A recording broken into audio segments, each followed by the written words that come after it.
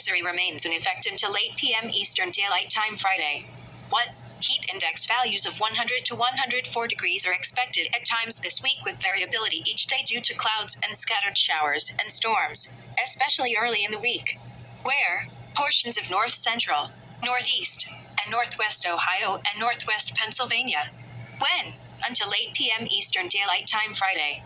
Impacts. Hot temperatures and high humidity may cause heat illnesses. Drink plenty of fluids, stay in an air-conditioned room, stay out of the sun, and check up on relatives and neighbors. Take extra precautions when outside. Wear lightweight and loose-fitting clothing. Try to limit strenuous activities to early morning or evening. Take actions when you see symptoms of heat exhaustion and heat stroke. To reduce risk during outdoor work, the Occupational Safety and Health Administration recommends scheduling frequent rest breaks in shaded or air-conditioned environments. Anyone overcome by heat should be moved to a cool and shaded location. Heat stroke is an emergency. Call 911